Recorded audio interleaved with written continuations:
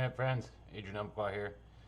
So I just got in a debate with my wife over cap and trade and why a lot of people in the rural parts of Oregon don't really care for Kate Brown and this cap and trade shit. So I figured I'd try to break it down a little bit in this article here, how Oregon's cap and trade bill would work. Really breaks it down really well. Now, before we begin, let me just say I'm really fucking biased.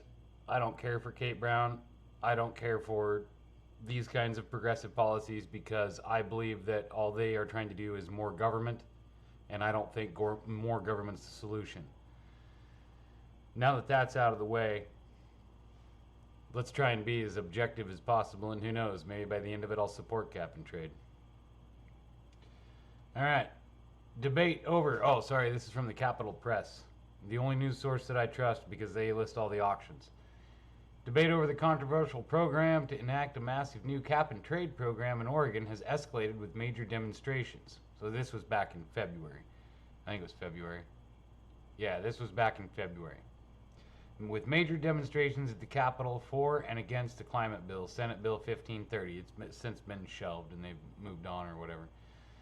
Advocates say the legislation will slow climate change. Opponents say it will raise fuel costs, hurting jobs and the economy. So those are the two sides you got. You got people that are like, hey, we're doing this for the economy. And then you've got these other guys that are like, hey, you're going to just put us out of work. So those are the two arguments that you have for and against. Like, hey, I like my job. And the other one's like, hey, fuck you, we like the environment. Each side, I'm getting ahead right there. Each side has a very different way of looking at things, said miserably, senior economist at the Oregon's nonpartisan Legislative Review Office. But it seems people on both sides are throwing around numbers. There are so many moving parts to this bill, it's giving me a headache. Well, thank you for that, Mason. Malik said it's important for people on both sides to know the facts, which is very true. So let's do our best to try and not be biased about the facts. Legislature's response. February 6, members of Timber Unity, the rural advocacy group opposing the cap and trade, met with Kate Brown and suggested alternatives to slow climate change without hurting jobs, which is cool. And in this next sentence, I'll say Brown's office confirmed to the Capitol Press that Timber Unity's ideas are being considered and more amendments are underway. So that's good. At least they're listening to us. Not a tax, but acts like one. So this is where they get you with the cap and trade. I'm not a fan of cap and trade. Said in the beginning, I'm biased. I'm pretty biased. You know? I don't believe in this cap and trade stuff. It says, not a tax, but acts like one. We don't need a tax on carbon, said Jeff Levy, founding member of Timber Unity. You see the schemes of the Democrats. Taxes, taxes, taxes. This sentiment was echoed in protester signs. No more taxes. From a policy standpoint, however, cap and trade is technically not a carbon tax. It's a pricing program. So keep that in mind. They say right here, from a policy standpoint, however, cap and trade is technically not a carbon tax. It's a pricing program. Okay? This is not a tax, said Gilbert Metcalf, associate at the National Bureau of Economic Research and environmental economist at Tufts University. A carbon tax is a fee on emissions. Legislatures set the price. This instead puts a cap on carbon and creates allowances that can be bought and sold, and the allowance price is set by the market. Technicalities aside, the pricing program would have the same outcome as a tax: higher prices for fuels and new source of revenue for government.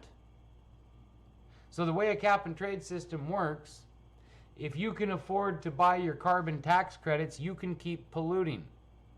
If you're a guy like me who drives a van, I can't afford to keep driving because I will no longer meet environmental standards.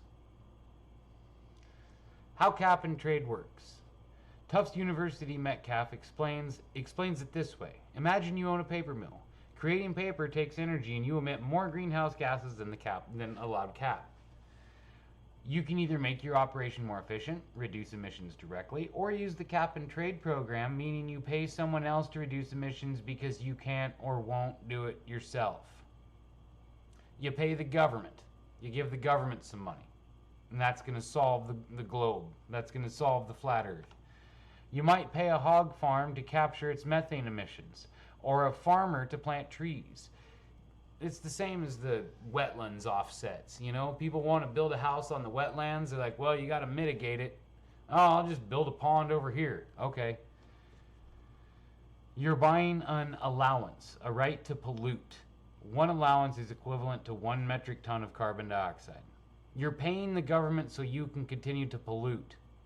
Like I said, me, as a guy that drives a van, I can't afford to pay the government any more than I already do to drive my van so I can feed my family. I might be a little biased. Anyway. The farm might sell to you because it isn't using its full pollution right, or because it's investing in greener technology. The farm profits from your purchase, and your mill is free to emit more. Right? See? It's a crock of shit that just puts more money in the government. Right there. State would profit. Trading allowances between business is called the secondary market. The primary market is the state. Oregon modeled its plan after California's, where cap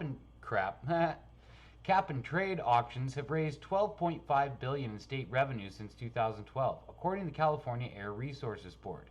The same people that killed the electric car. Remember that? When they got bought out by all the car companies? And nobody remembers that because nobody pays attention. If SB 1530 is enacted, when the program begins in 2022, the Oregon government will initially own allowances and sell them to businesses by holding auctions. The government will also give some allowances away. According to Malik of the Legislative Revenue Office, auction money will go into state funds specified in the bill, including those for highways, climate investments, a greenhouse gas initiative, and schools. For example, 25% of the climate fund will support the state forestry department's wildlife mitigation efforts. After businesses buy allowances from the state, they may sell them to one another, said Malik. Every year, he said, the state will decide how many allowances to release into the market via auction. The governor's office confirms that because the standard will be phased in, each year the total number of allowances will shrink and a higher percentage will be sold by the government. The bill currently does not facilitate allowance trading between states or nations, according to governor's office, but it is unclear whether that would change. Gradual change. The legislation would regulate fuels in the Portland metro region first, starting in 2022. 3 years later, the bill would fold in the state's 19 westernmost counties. The remaining counties would not be regulated unless at least 20 counties join the program, triggering statewide adoption. Current proposed amendments make the trigger number 23 counties and would give some rural areas, including Bend, Klamath Falls, Coos, and Curry counties, more time to comply until 2028, so industries could brace for regulations. More taxes, more regulation, more government. Minimal environmental impact. By 2035, the bill aims to cut annual emissions from 55 million metric tons to 26 million metric tons, a 53% decrease. By 2050, the bill aims to reach 9 million metric tons, an 84% decrease, according to Carbon Policy Office estimates. Senator Herman, how do we say that one? From Grants Pass, the Oregon Senate's minority leader said this is an unrealistic goal and the actual environmental impact would be minimal on the global scale. Since China is the largest producer of carbon in the world, and nobody gives a shit that China just does whatever they want. Everybody's mad at the U.S. Like, hey, we got to stop living our lives the way we do. Whatever. If you're really mad about climate change, open up the map at New School, something, whatever it's called. Open up that map, look at where the carbon emissions come from, and you'll see it's just not us. Anyway. A statewide cap and trade, where are we at? According to the International Energy Agency, Oregon produced only 0.13% of global carbon dioxide emissions in 2019. One more time, according to the International Energy Agency, Oregon produced only 0.13% of global carbon dioxide emissions in 2019. We really need to figure out a way to tax this. A statewide cap and trade program in any state is going to have a negligible effect on global emissions, said economist Metcalf. Arguments for cap and trade, said Metcalf, are to set an example for other states to get ahead of what he calls the inevitable. A nationwide cap and trade program in which states with a head start would have competitive advantage. So, I don't think we need to go into all of this and read through all this. Here we are, uncertain fuel price. Like some of this here is just risk of fraud and cyber theft, incentives to drive the bill. Get down here, uncertain fuel prices. Levy, one of the Timber Unity's founding members, said he believed the measure would raise the price of fuel 72 cents per gallon. Julie Parrish, former legislature and current Timber Unity board member, said she thinks a 22-cent per gallon increase is more likely in the first year. Both of these numbers come from the Legislative Revenue Office's calculations of the 2019 cap and trade bill. It's not a reasonable estimate, said Amanda Krause, communications director for Oregon State Majority Office. Of course not. Malik of the Legislative Review Office said it's actually too early for either side to make claims about what is or is not a reasonable estimate. The 2020 bill, he said, is much more complex than 2019's proposal. Calculations can't be done with basic percentages. We got to pass it so we can find out what's in it. It's one of those kind of deals, like they don't even understand how it works. Last year's bill was more concrete, said Malik. If amendments make this one clearer, that would be a good thing so people know what fuel prices to expect. Both proponents and opponents of the plan say transportation and rural industries would be hit hardest. One more time, this portion right here. Both proponents, so people that are for this, right? The people that are for this cap and trade, and the opponents, the people that are against it, say transportation and rural industries would be hit the hardest. It's just a tax. All they're doing is they're just trying to figure out a new revenue stream. These are the reasons we don't need this much government. The free market would be able to solve these friggin' issues. If you are that worried about pollution, don't fucking drive a car. Don't spend money at places that pollute. Do you understand how the free market works? I mean, if whatever. The market will decide the winner and losers.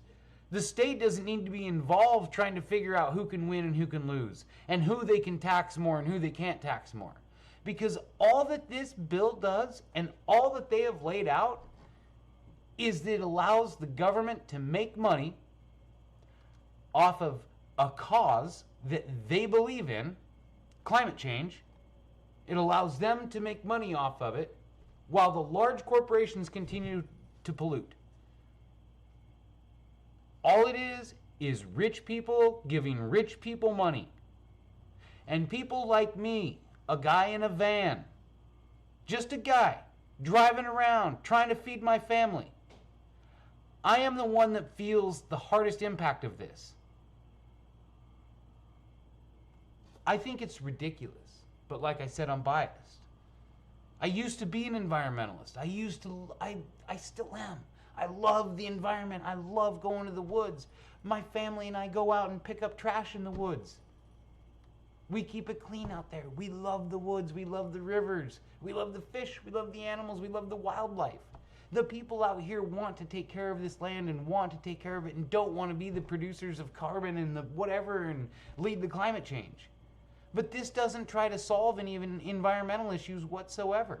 I honestly believe that the timber industry has done more to address any kind of climate issues in this area specifically than the government has at all. Private industry has. That could just be my opinion. I could be wrong. But for now, we don't have to worry about it, okay? Because this thing is shelved, and there's still a lot of people that are really upset at Kate Brown because this shit was even proposed. And the people that are upset are the people that just want to continue going to work and feeding their families. It's a tax. That's simply all it is. So the government can create more revenue. It's nonsense. It doesn't solve anything. But that's just my opinion, and I'm biased as all get out. Like I said, I'm just a guy in a van. Stay safe.